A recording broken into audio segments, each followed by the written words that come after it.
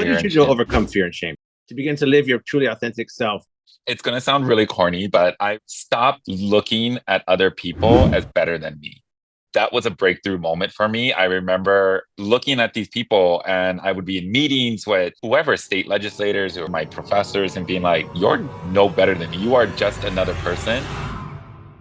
And so I'm very honored and grateful that Andrew Ogata, who is the director of media and marketing over at Hawaii, I always say Triple HRC in Hawaii Health Harm Reduction, Hawaii Harm and Health, something like that. Like I'm even a part of that organization there, and I'm still not sure exactly how to say it. I'm sure he'll correct me. And he's also the organizer and chairperson, the director, the boss, the guy who yells at us to get in line and hurry up, keep moving, and drive safely when I'm the driver there for the largest parade in Hawaii for I think the last 3 or 4 years in Honolulu, and that's the Pride Parade that happens every October. And that he puts in so much work. The guy, he's wiped out by the end. I've seen him at the beginning, but one thing about him is he always has a smile. That's what's crazy. It's like you could tell he's exhausted. You could tell he wants to wring your neck, but he's smiling. And so I've known this gentleman for a while. We first met, oh geez, 10 years ago, more maybe. Longer doing makeup for that zombie crawl was the The very zombie first time. crawl. What? That must have been closer like 15 years ago. Holy smokes. And I remember seeing this guy with a big MAC makeup kit and bright yellow fluorescent hair. Or was it pink at the time? Was it? I think it was pink at the time It back was then. pink at the time. That's right. And we were across from each other. And that's the first time we met. We said hello, but it got so busy. We didn't even have time to do anything but say hello. And slowly and surely built relationships and met each other through the years, through our community. This guy I just learned that he is not an extrovert, even though with that bright yellow hair, I thought he was. And he really, really is an introvert.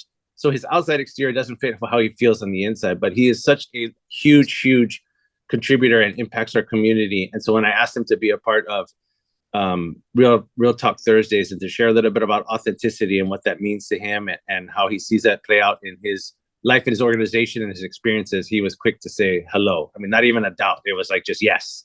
I got that answer right away. So I'm super, super impressive. So thank you very much, Andrew, for coming here. Why don't you give us a little bit and correct me where I was wrong? What is your title? What do you do? What do you love about what you do? And because you are just like me, you're all over the place with makeup and all of that kind of stuff. So share a little bit about yourself, please. Yes, no, thank you, Jonathan, for that intro. Hi, everyone. My name is Andrew Ogata. I was born and raised here in Hawaii. I'm originally actually from Kona, where Sandra's at. I was born and raised in Kalakekua. Spent most of my life there. Moved here in the early 2000s to attend University of Hawaii at Manoa. And then when I finished that, I became a makeup artist with MAC Cosmetics, and that's where I met Jonathan. And that was really, I thought was going to be my career. But I always, my entire life, I've loved volunteering. I've loved giving back. And I was a volunteer at what was then the Life Foundation for a long time with the Honolulu, being involved with the Honolulu AIDS Walk and just being in their office once a month, just volunteering, donating my time. And I really saw the culture there. And I really enjoyed it. And so I jokingly told someone there, like, hey, whenever you have a job opening, just let me know. And within like a week and a half, I think I had an interview set up. Like they ran with Really? that. And so it was really funny. And I really thought I was in my career. I had been with MAC Cosmetics for 12 years at that point. I'm kind of a creature of habit. I don't like to change jobs. I don't like to change things. And so I really was set, but I made the jump about 7 years ago. I started as their events manager at the Hawaii Health and Harm Reduction Center. Don't worry, it doesn't roll off the tongue for anybody. So we go by a lot of times H3RC or HHHRC. We still continue the work of Life Foundation today. We still continue to support people living with HIV, the local LGBTQIA plus community, and the prevention of HIV. But we've really expanded services. There, I'm very fortunate to be the director of marketing. So what I like to tell people is I'm a storyteller. I get to tell the stories of the people that are actually doing the work. So I'm very proud of the organization I work for. We do a bunch of different things, and I get to tell that story through marketing and through social media and communications, our newsletter, and all of that. In my free time, because I have lots of free time with my life. Yeah, right. I've been a volunteer board of director with the Hawaii LGBT Legacy Foundation for the last 6 years. And the last 3 years, I've been the chairperson for Honolulu Pride Parade, which, as Jonathan said, is the largest parade in Hawaii. It happens every October, and it's really a passion project for me. I love it. I get to see all the different corners of my community and all of the different people that support our community, because you don't have to be a member of the LGBTQIA plus community to participate in Honolulu Pride. You can just show up as an ally to show people that you support us. So that's always really, really cool to see all the people that support our community and all the different corners of it. And I know when he says like he has a lot of time, no, for real, this guy has like no time. Like no, even when he's somewhere, he's about to run somewhere else. He's so involved in our community. Andrew, let me ask you a And question. I have to interrupt Jonathan for a second though. He keeps introducing me as the guy with the neon yellow hair, and that is totally my persona. Like all over social media, I have neon yellow hair. But I was just telling Jonathan I have a bunch of meetings in Washington D.C. Oh, that's right. in a couple of weeks, and my mother made me like promise her that I would not color my hair neon yellow before I go to D.C. So that's the only reason. I guess I'm tying up my authenticity for just a couple weeks, but for the sake of my mother. But like you can't. I'm a mama's made, boy, and so I'm made a always lovely going to listen to decision. her. Yeah, So that's so funny. So you talk about all the things that you've done and continue to do, and how does authenticity fit within that? Like for yourself personally, what does authenticity mean to you, and how does it show up in your life? for me, authenticity is just really about doing what makes me happy. I grew up in a time. I grew up in a place and a time where it wasn't always okay to be who I was. Mm. I grew up in a very conservative Japanese family. I grew up in a church. I grew up in a small town. I was constantly bullied for what people thought I was and assumed I was, which was gay. And I was constantly bullied most of my life for that. And so, really, there was a turning point for me where I got to really embrace who I was as a person and embrace who I wanted to be around and the way I wanted to dress and the way I wanted to act. And that was when I really feel like I started becoming happy. For a long time, I really wasn't happy. And I think it had to do with the fact that I was hiding my authentic self and I was kind of trying to repress it deep down inside. What did that do to, when you repress who you are as an authentic person, when you repress that, how did it show up in your life? Was there any Um, side effects basically of that? Definitely, definitely. It showed up in the form of depression. It showed up in the form of lack of motivation. It showed up in a lot. I would start a lot of projects and I would not be able to finish it. I would not see things through to completion. Um, my parents would tell you that I was kind of known for like having all these really big ideas, but never completing anything. Mm. And so to me, I think that all had to do with the fact that I was not able to do things my way. What is your way? What is Andrew's way to do things? I'm a perfectionist. I'm a perfectionist. I'm demanding. My team members that work with me will tell you like it needs to be my way, and I know the best way. But I am definitely I'm someone that likes to take charge. I like to look at problems, and I like to see how I can help. Okay. That's basically the way I live my life. Even when I'm out in the community, if I see someone struggling, if I see someone that I know how they can connect. I know someone that can help this person. I love to be that connector. I Mhm. like to, although I may not be the person that always provides these services. I love being that person that, okay, I know who to call. I know who to call at this office. I can help this person do this, or I know who to call at this person. I can call in a favor over here, and they'll help this person do this. Like I love being that connector, and I love being that person that can really analyze a situation and kind of wrap myself around it and see how I can assist and how I can help. When you talk about help and stuff, how do you help other people, whether they're your team members or that you see out in the community? Because you are, first of all, truly authentic. We talk about this all the time, you and I, and the hair is an example of that, just being who you are. How do you get other people either that are on your team or just in the community? Let me give you an example. Let me ask you, because you've done Pride Parade for so long, is there any one person that stood out to you that like, wow, like authenticity, that's that person, or that you helped to form? Anybody stand out in the last 3 years, like, God, this person is just somebody who's truly authentic and sharing that with everybody? I can't think of a specific person, but there are Okay. so many multiple groups that Okay. register with the Pride Parade every year that I think are just so amazing and so inspiring. And I think that, anytime you see, I love when I see like we have a few like queer parents groups, a lot of P flag groups, things like that.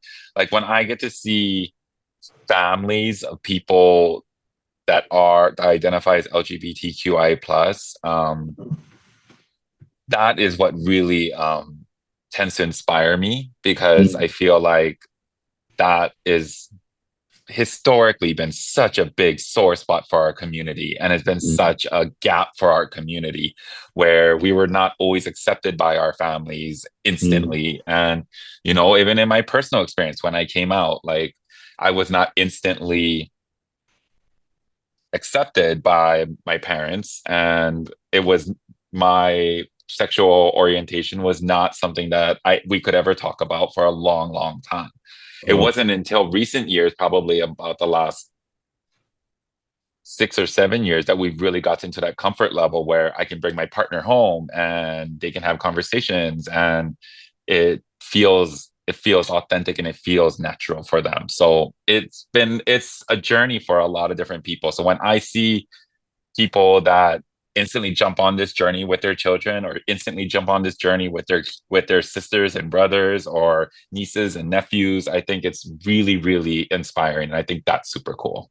well, because you have that experience and seen both sides of it, what would you say to both the young queer person that doesn't maybe have that ability to be fully authentic yet? What would you Mhm. say to them? And then what would you say to their families to help them in that journey? What I like to tell, well, I think I've actually thought about this question quite a bit. But what I'd like to tell them is that you are so much more than your sexuality. Mm, You know, when you're in the closet, you think I really focused on my sexuality and being gay. And I was like, oh my God, like everyone's going to judge me. Everyone's going to look differently at me. Everyone's going to do all these things because of my sexuality. mhm, But I'm so much more than just my sexuality. And I know this now. And I think that's the one thing I would tell a young person is that if they're afraid to come out, or they're afraid of anything like that, or they're struggling with anything like that, is that sexuality is like one small sliver of who you are as a person, you know? mm. Personality wise, if you're a funny person, if you're a serious person, if you're a leader, if you're someone that loves to take directions, like there are so many different parts to your personality that make you up as who you are, that sexuality is really just so minuscule in the big picture of it all. So Mm, to not define themselves by what their sexuality is. mm. And then what would you say to the families to help them on that journey? Or maybe if somebody doesn't, they're not authentic to their parents, how could that conversation go? What I would say is actually what my mother told my brother when I came out was like, do you love him any less now? When I first came out to my family, my mother asked my brother this, like, do you love him any less now? And my brother was like, no, of course not. And she's like, exactly. So that's all that really matters. And I think that would be my advice to the parents. Like, if you're struggling with your child identifying as queer, as your child is identifying as non-binary or trans, can you look at this child that you've been with for the last 10, 12, 18 years that you birthed, or you hanide, or however they came into your life? Like, do you love them any less now? About that for our community, sometimes sex and sexuality is tied together, and for some people, we learned as probably non-verbally and just from the community, like you talk about, people calling names and faggots and this and that and all those kind of things that come out of people's mouths. And so we learn being in the closet, we learn that our love can be conditional. And so sometimes when we come out, we still are thinking in those terms. How do you help someone to find their true authenticity past the struggles that in our community, the things that are challenging in our community that hold us back, like whether it's partying, whether it's and I don't mean cruising, or whether there's all the things that when you think of the quote unquote bad behaviors of us of our gay community, things that are going on. How do you get somebody to push past that point to see their true selves and be authentic with everybody around them?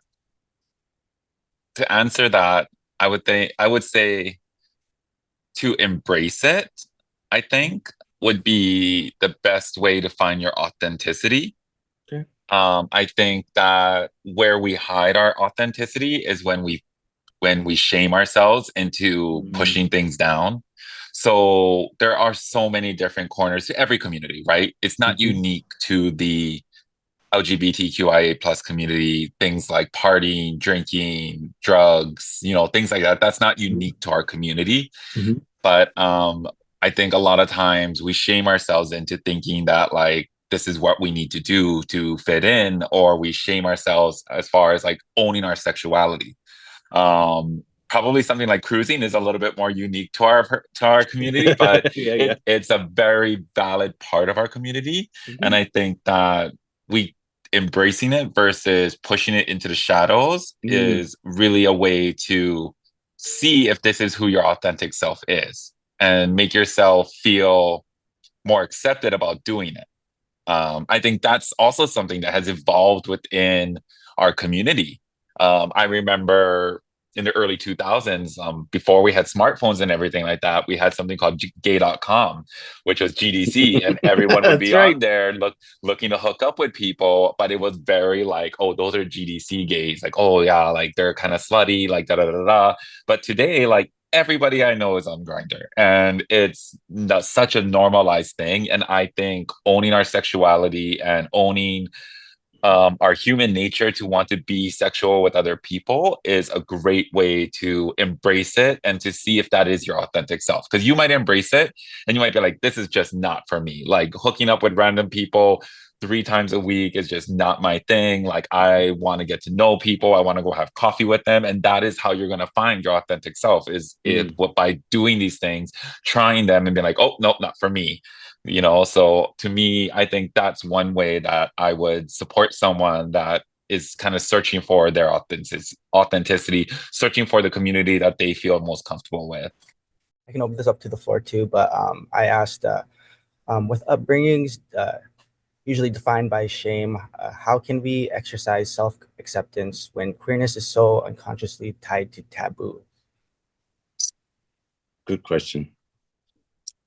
How can we repeat can Jonathan, sorry, can someone repeat the question for me? Yeah, so Queerness like, is always taboo, so how do we overcome the shame?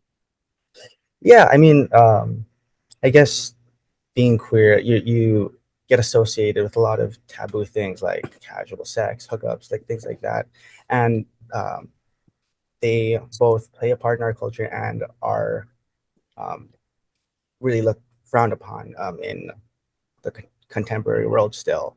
Um, how do we deal with that and be our most authentic selves while learning to kind of navigate that?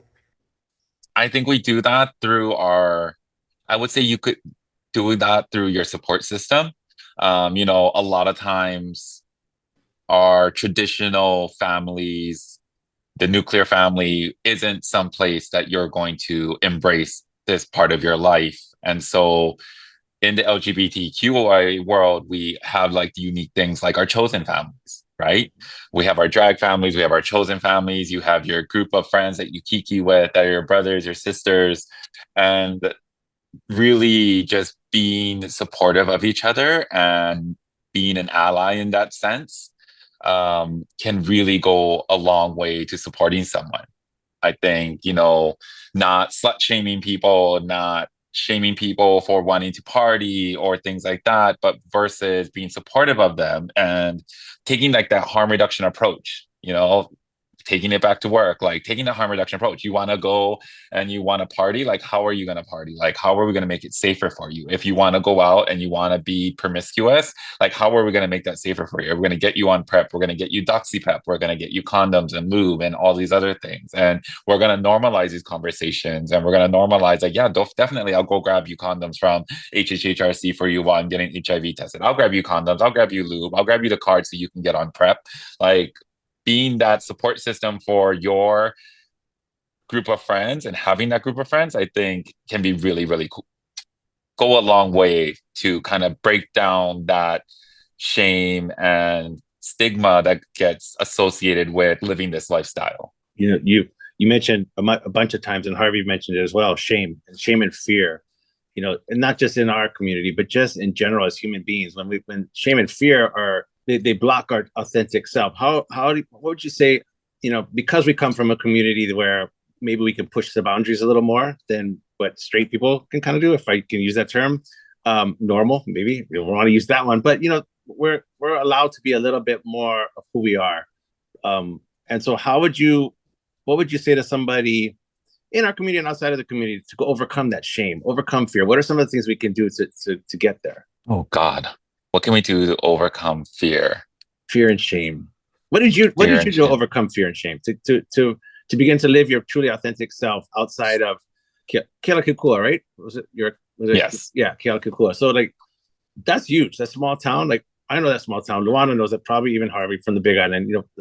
I get it. So what did you do to overcome that shame and fear to be able to come out and be your authentic self? It's going to sound really corny, but I remember the day, I kind of remember the moment when I kind of got over it.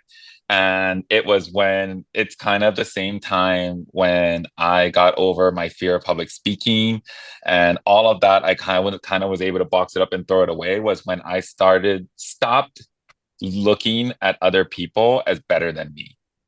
To me, like that was a breakthrough moment for me. I remember just looking at these people, and I would be in meetings with whoever, state legislators or whoever, my professors, and being like, you're no better than me. You are just another person. And so there's no reason why I should be afraid of expressing who I am, or there's no reason why I should be afraid of saying what's on my mind to you, because you're just another human being.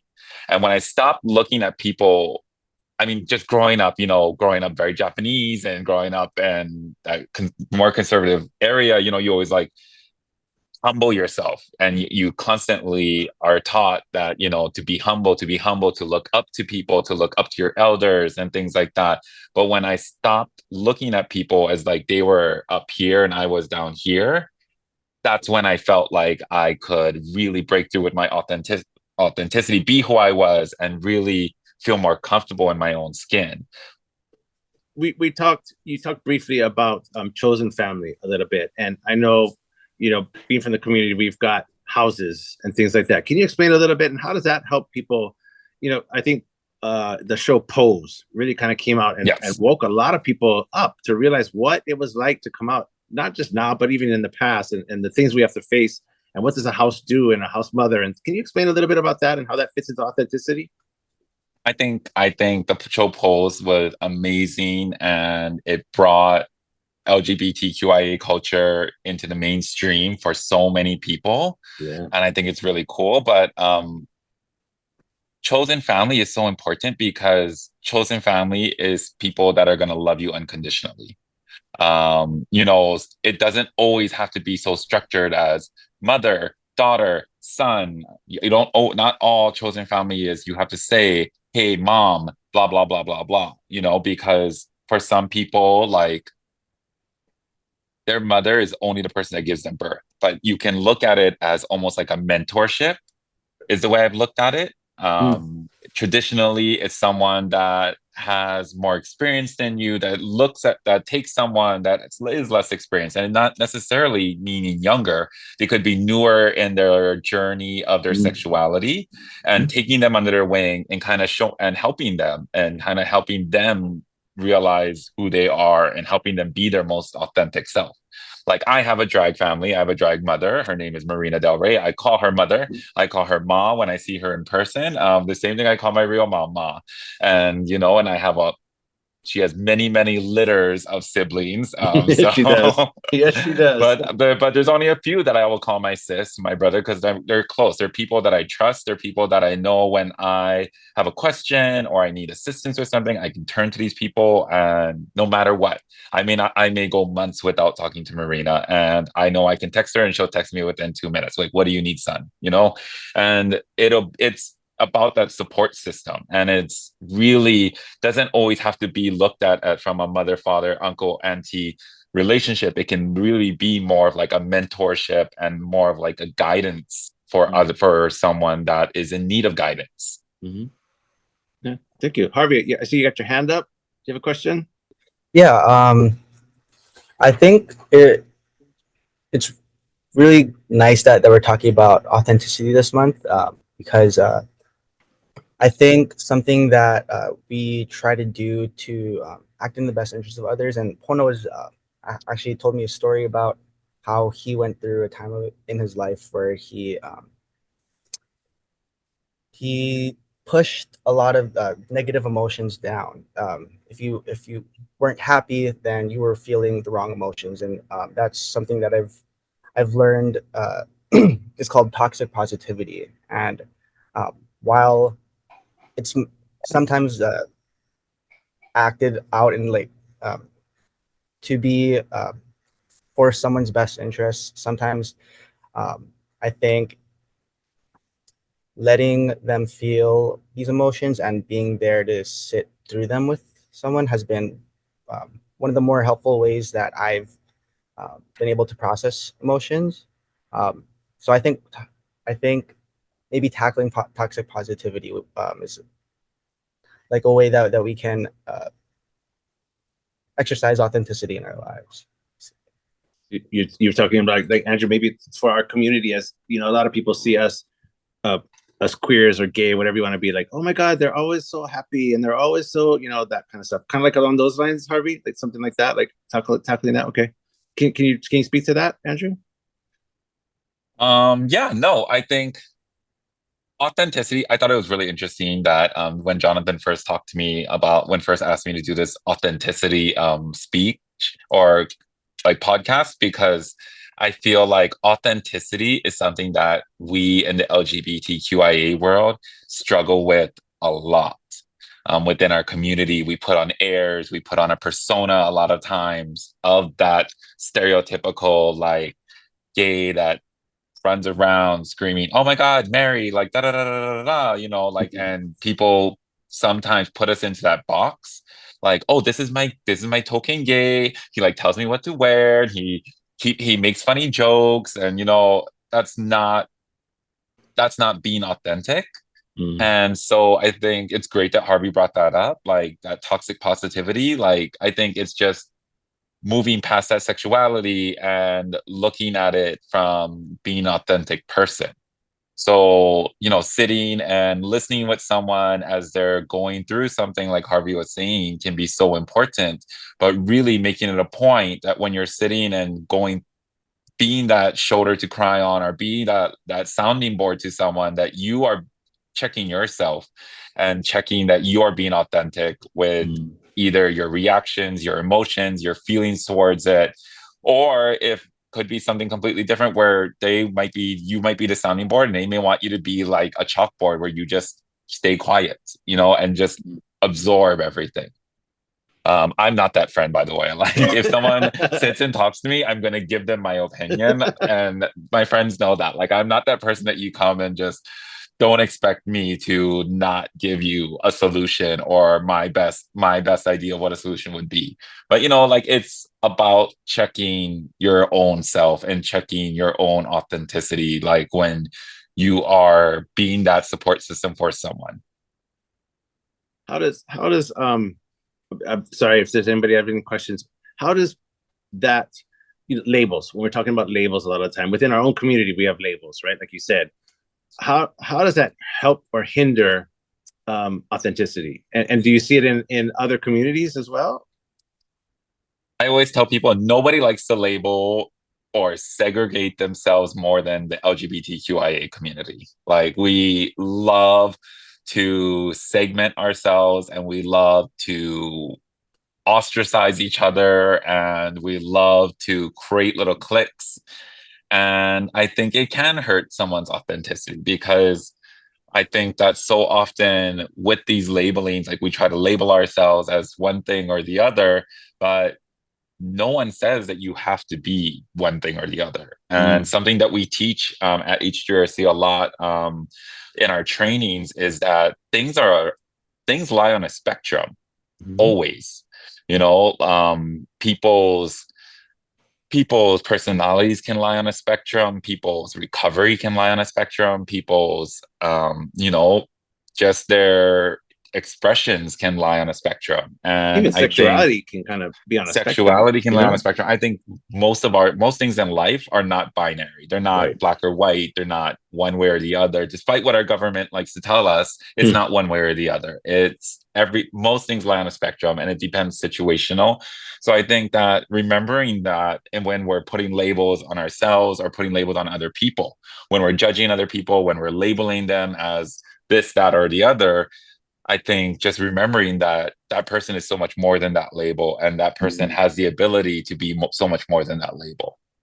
What happens when somebody adopts that label and becomes that, and then and maybe that's not their true authentic self? Let's say, what would you say to somebody to get them out of that? Because like you said earlier, we all put on masks, right? We want to Mhm. be in front of our straight friends. We're going to ask us a certain way. I had a conversation with one of my friends, a gay friend, and we're talking about how when we're with straight people, the straight voice comes out, like that kind of stuff, like versus when we're with our gay friends, it's like, hey, whatever. So what talk about that, like what we do with that. How do you I don't know if you get my question, if you kind of Yeah. get it. Okay. No, my question to that person would be, is this making you truly happy? Like, Mm. is this what's actually making you truly happy? But you also have to remember that a lot of this personality shifting within our LGBTQIA community comes from historical trauma. It comes from the need for Mm. survival. It comes Mm-hmm. from the feelings of being unsafe and unaccepted by Mm-hmm. certain communities, by certain situations. And I think that needs to be addressed, or at least recognize that, some people will have those kind of like dueling personalities or changing personalities because of a need out of survival. Mm-hmm. No, 100%. I agree with you. It is 8:40. We're going to try something a little bit different this evening. We got about 10 or 15 minutes. We do have the last 5 questions. Christina, if you can prep that for Andrew. I did warn him, and he's like, "Oh no!" So because I told him we're not going to tell him what the questions are until the end. What I would like to have us all do is, those of us that are in the room here, is because I think a lot of times we were getting feedback from our guests that they're not sure if it hit with people, like what was most important, or how did it impact what they shared on this line. And so I would love to hear from all of us here. If you can introduce yourself to Andrew, your name, where you're from, and what was most impactful about what he shared, or if you have a question for him. Now, Harvey, I'm only picking on you because you're to the right side of the screen of Andrew. If you don't mind going first with us, Harvey, what did you like best, or what was most impactful to you listening to Andrew? I think what I liked the best was really diving into, like, I guess the not so pretty parts about being a queer person. It's a lot of changing who you are. Sometimes for the better, sometimes for the worse. Um, but I guess in reflecting on it, taking like the good with the bad is how you truly like come to become an authentic person. You accept both sides. And then, sorry, what was the second question? No, that was it. Like, what was most Okay. impactful? Yeah, you're off the hook. If I heard you correctly, it's kind of summarize what he said. I think Andrew was like, you're showing us that we got to accept both the light and dark sides of us.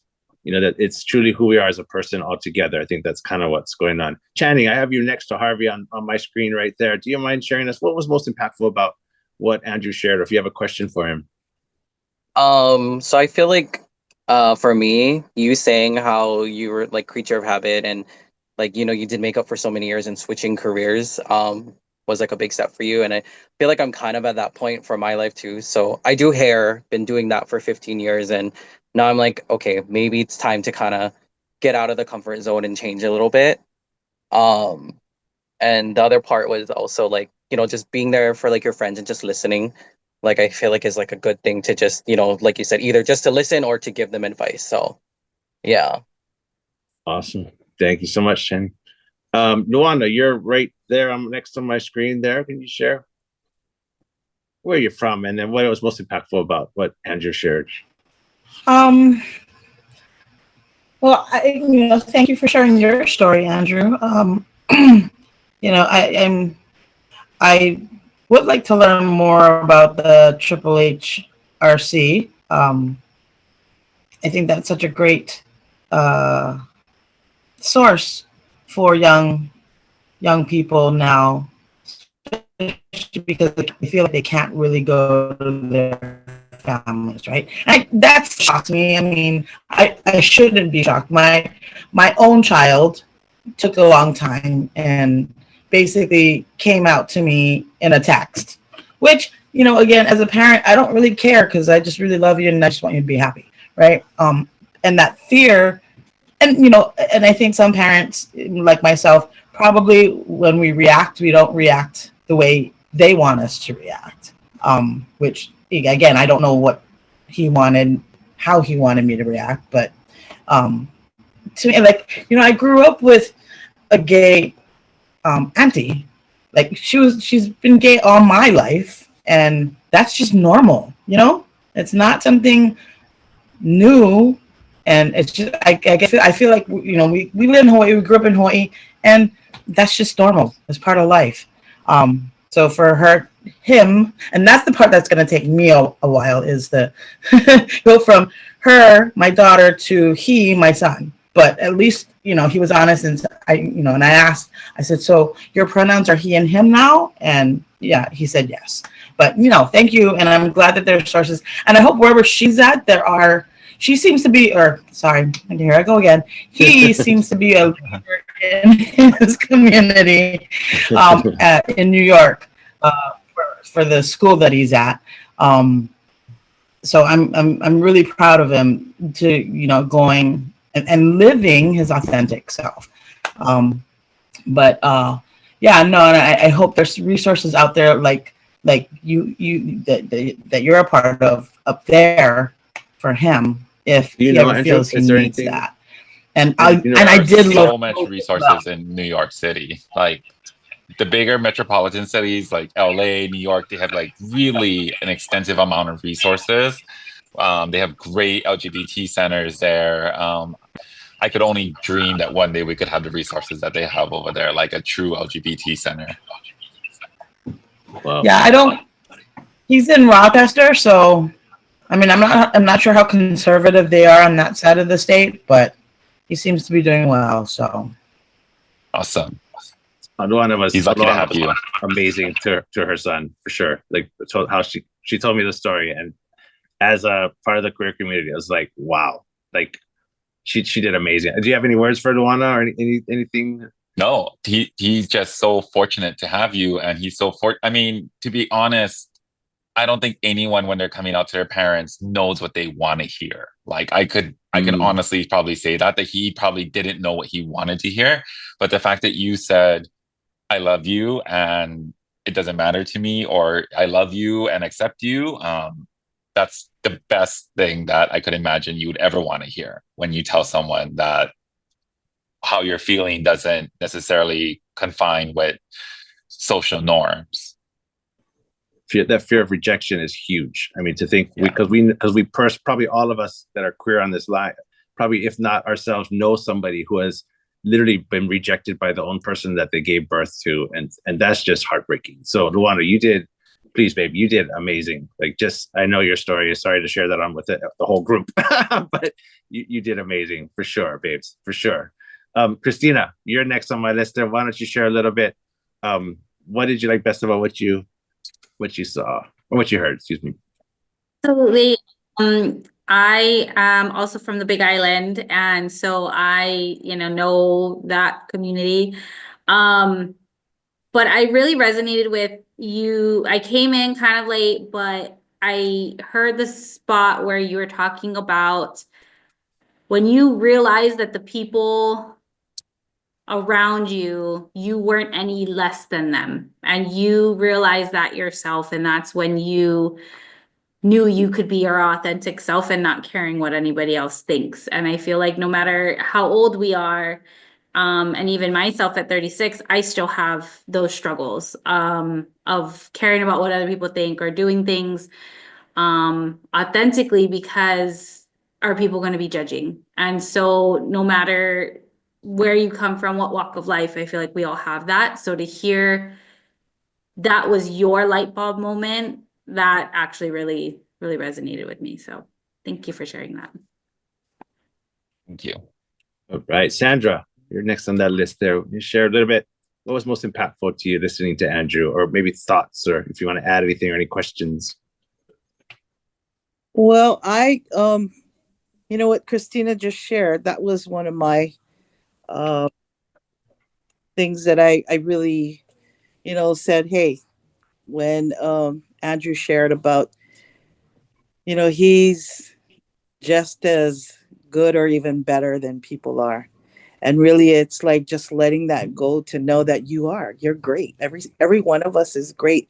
It doesn't matter what walk of life we come from. It's just, what, deep down inside, we are all human beings. We are all equal.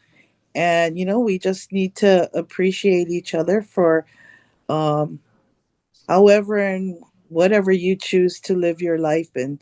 And happiness is the best thing. And, like you said, are you happy with what you do? And I think that's the biggest thing. And getting over the fact that there's always going to be a awesome support system. For me, this is not something new. We've been around the community of LGBT people, and I think they're, the best people to be around. They're fun. They're very. I mean, I love it. So, you're a great person, and thank you for sharing all of what you do. It's amazing. He is. He is. I think the next person I got there, Susan. Susan, you're next on my list. Do you want to? What was most impactful about what Andrew shared? Hi. So I guess, like, without sounding really cheesy, I've been an ally before it was even a word. I I was a cheerleader. I was a dancer. I worked for Disney Cruise Line. I worked for Warner Brothers theme parks in Europe. Like, it's just been He's just my surrounded. goal my entire life. So it was never not. It was always supportive. Like, it just, I don't know. It's just who I've always been, is to support. And so I've actually been in your parade a few times, Mr. Andrew. So it's very fun. So for me, obviously learning your story is amazing, but then turning things around to how I can relate to it for my life. Like, that's what I try to do when I learn things. So the fear and shame part, like, obviously as a straight person, I have a different version of that. But right now I have gone through this massive tragic thing in the last few months. And I caught myself today feeling really ashamed because of something that's not even my fault, but and so it's like, oh wow, I'm so, like, listening to how you're dealing with that, and like, because of your life, and then dealing with what I've been going through, I'm like, okay, I'm all right. And the other thing that hit me was, you were talking about being our authentic self and who to be. I've always thought of it as wearing different hats. Like, you are a different person in different situations depending on what you're going through. Like I said, I cheered, and when I'm a cheerleader, like, super happy, bubbly, I can talk to anybody in the whole wide world. But if I'm just my Susan hat, I'm really quiet. But if I'm my business self, I can be completely open and outrageous and do what I need to do there and be that person and wear that hat. And so I don't think it's a blurred line for it. I think I'm being authentic to that particular role I'm in at the time. And so it's interesting how we adjust and where we find that balance. And I think you going to DC without the yellow hair is an absolutely authentic part of who you are, because you're presenting that hat of what you need to get across. And I think it's kind of cool too. And I don't think you're not being authentic at that point at all. I think it's just that other hat you're wearing. I agree. It really shows his value, and that's family. He respects mom, what that means, who he's made a loving decision to be able to. He understands the hair is just temporary, and I'm sure he already has the appointment schedule for when he comes back. Yeah, see, 100%. 100%. Color is bought. You were never Bleach without is that bought. hair. We are ready. That's awesome. Joanne, I have got you next, and then after Joanne, Anastasia, and after Anastasia, Tasha. So go ahead, Joanne. Aloha, everybody. It's so nice to hear everybody talking story. This is awesome. Getting back to being authentic. You know what, guys? Just listening to you guys, it's like be the best you. We talked about this last week, right? For me, it's like just be the best you. Because if you doing your best or at your best, you're always gonna be happy. You're always gonna feel good about what you're doing. And we- we're we're all individuals. It's like we have our own personalities, we have our own wants and needs and things that we need to have to move us forward. Imua, right? Gotta move forward. That's our one of our goals. So just be the best you and be happy. That's what Thank we you. do every day. Otherwise, I wouldn't do it. Does that make sense? It does. It's like whatever you do it at your best and be happy. And everything else will just fall into play. Some will, some won't. So what? Who's next? For sure, Joanne and Sandra at their salon and at their school lived that for sure. Thank you, Joanne, for sure for that, for sharing that and speaking up. Andrew, after hearing of the impact that you've had, and I really truly believe in the ripple effect and how one person, that pebble in the middle of the water and the ripples just go wide, and you are directly responsible for so many ripples in our community and stuff. But listening to the people that hear, what is your takeaway from what you shared? I think it's exactly what you just said. I think you're the stone that's causing the ripple. I think you creating a space like this for people to come together and share their thoughts and share their mana'o. Like, I think you're the pebble in all of this situation, Thank you, Jonathan. thank you. So you're the one Sorry. causing the ripples. You're the one that's making me do this talk, and I'm therefore passing on my little tidbits of what my experience was for all these good people. So you're the pebble here. But I think it's Thank really you, brother. awesome to hear how inter things are related to things, right? Intersectionality, we talk about that a lot. And I think that, everyone, no matter what your religion, ethnicity, sexuality, we're all humans at the deep down core. So I think we all find these morsels of relevance to each other. Awesome. It's 5:57, so we've got some 5 questions to you. Then I'll give a little closing statement, and then we'll say "Oh, hui ho" by 9 o'clock. So Christina, why don't you go ahead and give Andrew the speed round? What's going on? What is the question? Okay, let's go. Rapid fire questions for Andrew. All right, first question. If you could sit with your 20-year-old self for 5 minutes, what would you say? I would tell myself not to get stuck. Don't be afraid to try new things. Like I said, I'm a creature of habit, and I wasted my 20s not experiencing the things that I wish I could have experienced. And so I would tell myself not to get stuck and not to be afraid to try new things. That's amazing. Okay, question number 2. What's a moment in your life when you felt truly seen, truly understood, and by who? I think when I started doing the Honolulu Pride Parade, actually no, you know what? I have an exact moment. I just started working at H3RC, Hawaii Health and Harm Reduction Center, and I had to go online and do an interview. I had to go to a news station and do an interview. And I had just got hired at this place, and I had purple hair, I think, or something like that at the time.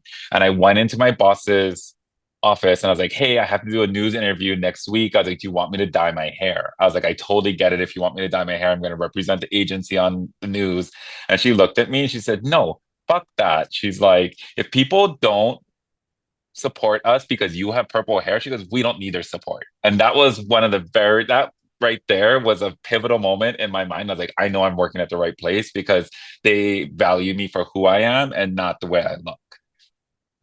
Oh, that's awesome. I just actually got chicken skin from that story. So thank you for sharing that. All right, question number 3. What lesson has life taught you the hard way, but you are grateful for now? We only have one chance. and we need to make the absolute most of it. As corny as that sounds, I lost my father um, just about 1 year ago, and there's so many things that I left unsaid. There's so many things that I missed out on, and it kills me on the inside. But I learned from it, and I'm making the most of it with the rest of my family. So I think just we have one life. That's great. Question number 4. If you could gift every young person in Hawaii one mindset shift, what would it be? I would gift them with the fact that they are enough and that they are just as good as everyone else.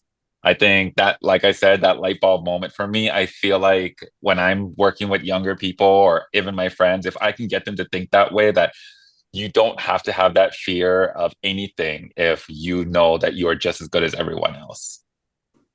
Yeah, that's awesome. And number 5, last question. When your time here is done, what's the impact that you hope you've made? Oh God. I think what we all hope is that when we're gone and we're no longer here, is that we have created some sort of meaningful change. That's something my mentor that I work with teaches me a lot and uses that phrase a lot, like create meaningful change. No matter what you're doing with your life, create meaningful change. And I think that's the thing that I think I would want to leave behind, is that I knew that I created meaningful change, whether it was in the LGBTQIA community or my created meaningful change within my family or my nephews or anyone, that I created meaningful change. Oh, that's beautiful. All right, Jonathan, you ready to close us out here? I am, and I'm gonna tie that up in a neat ribbon when we talk about creating meaningful change. I want everybody here to know that this young man, you know me, you know that I don't ask for help very often, and that probably ever. And because of that, I put myself in situations that were painful and self-destructive and just, not what in my best interest, not the best self. And so I reached out to this young man. I can call him young because he's younger than me. I reached out to Andrew and I asked him a simple question. And all I said was, I need help. And this guy pointed me in the right direction. And so for that, Andrew, I am forever grateful because you created meaningful change, because I might not even be walking on this earth, brother, because of you. So I'm fully, fully grateful for that, and grateful for you and everybody here that's got to listen to your story, because you're an amazing human being. And I'm going to end it with that and wish everyone a great, great evening. Aloha, everyone.